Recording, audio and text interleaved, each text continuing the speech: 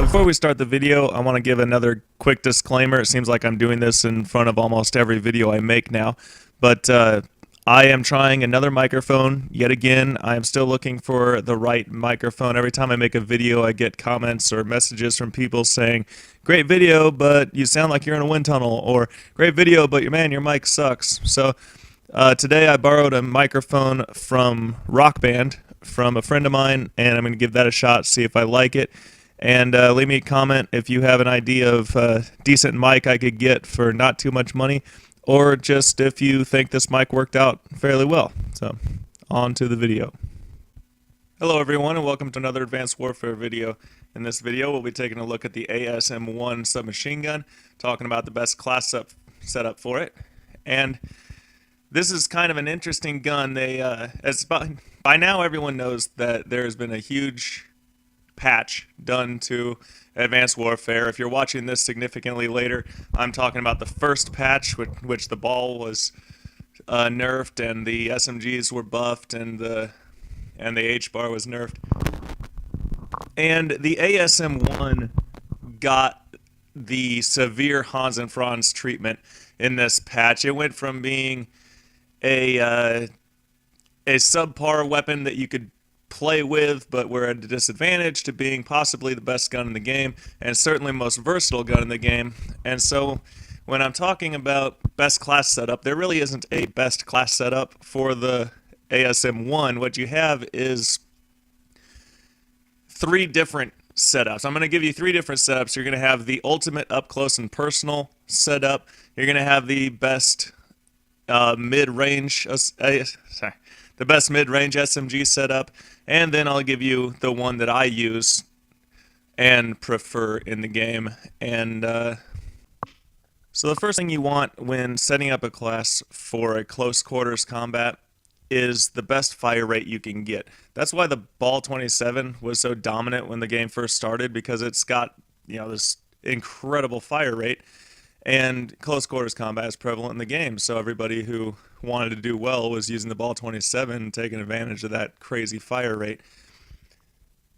But anyway, the Asm1 does not have the best fire rate in the game. It's not in the class, not in the game, whatever.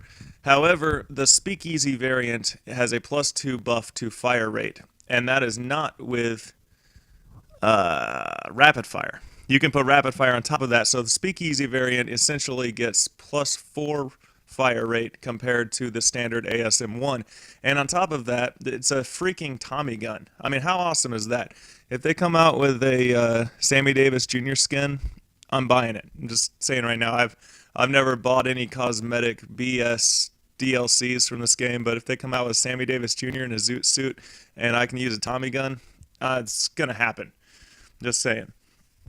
But back to the what is this called? Class setup. Back to the class setup. The Speakeasy is the best close quarters weapon in the game, short of a shotgun in my opinion. Because like I said, you get +2 buff to the fire rate already. Then you get +2 for using rapid fire, making it a very, very, very dangerous weapon. So the class setup for close quarters is going to be, of course, the Tommy gun with rapid fire. And I like to use parabolic mic. It's not really necessary. It's not going to make you better close quarters, but it's just kind of nice to have more of an idea of where enemies are. I use parabolic mic on almost all my classes. I really, really like it. But you could swap it out for foregrip because the speakeasy is still decent at longer ranges, but you're not going to be hitting very much with that kind of fire rate and no foregrip. So for perks, we're going to be using low profile, lightweight, blind eye, and blast suppressor. Low profile is kind of a given. The people use UAVs almost constantly in this game. It's very hard to get through a game without a UAV being up, and for a rusher, it's nice to be invisible to enemy radar. And lightweight and blast suppressor are both very useful for closing the gap on the enemy. Blast suppressor allows you to boost forward without being seen on their radar. Lightweight, of course, allows you just to run faster. And the second best thing, or second most important thing to rushing, aside from fire rate, is closing the gap. Speed is extremely important. And, you don't want to be rushing around like crazy, just running blindly throughout the map. However, when you do decide to move, you need to be able to move fast because anybody with a ranged setup is going to be able to kill you every time you step out into an open area. You got to make sure that you keep the advantage as best you can, and speed helps you do that. And then blind eye, I just kind of like it. It's nice not to have to worry about sentry turrets or AI controlled aircraft, things like that. But you could swap it out for anything else. You could get yourself another kill streak, or you could use the cold-blooded, stuff like that. It's not really that big of a deal. I just personally like it. So for mid-range and long-range combat, fire rate is your enemy. So for this class setup, we're going to be looking more for accuracy and range rather than fire rate. Now, for those of you who don't already know, when they pumped this gun up in the patch, they gave it one of the longest 3-shot kill ranges in the game. It will kill you in 3 shots longer than any of the full auto ARs. I'm betting longer than the ARX, and I don't know about the IMR. It's a very, very long-range weapon, and it actually ends up being, a better assault rifle than a lot of the assault rifles if you are looking for something mid-range rather than dominating people at sniper ranges. So the variants we're going to be looking at for this one are called Rigor, which gives you a +2 bonus to accuracy, or if you don't have that variant, you could use Magnitude, which gives you a +2 bonus to range. Either of those is good if you're a more accurate player. If you're better at handling recoil, then Magnitude is probably better for you. I personally prefer Rigor because I think it's easier to kill somebody in 5 shots when you hit every shot than it is to kill them in 4 shots when you're missing a few. But that's just me.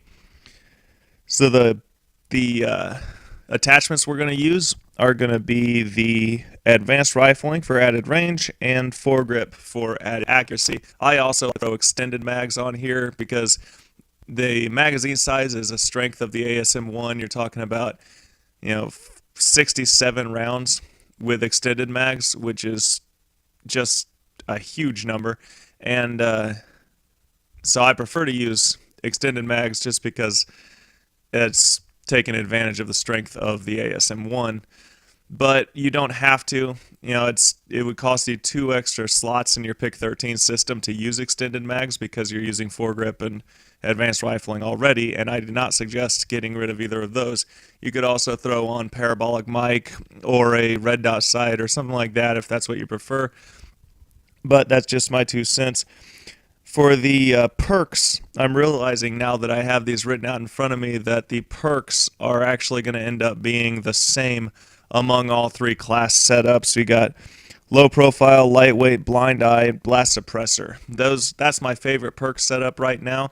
It gives you a good amount of stealth while allowing you to remain fast. And fast is something that I'm really enjoying in the game right now since they pumped up the since they pumped up the SMGs, I've really been loving the SMGs. The one I'm using the most right now is the MP11, but the ASM1 is probably the best gun in the game in my opinion right now, and one of the things that makes it great is that you can be so fast with it, so I like to build classes that enhance speed, so Blast Suppressor and Lightweight are go-to perks for me right now. But they're not really going to help you that much at mid-range, they're just overall gameplay good. And as far as kill streaks and things like that, that's all personal preference. I personally only use one kill streak. It's a sentry turret with support applied to it and a 360-degree head. Some people think that's BS to use a sentry turret with support, but personally, I just don't like to have to worry about earning my kill streaks. I get one a game, and I'm happy with that.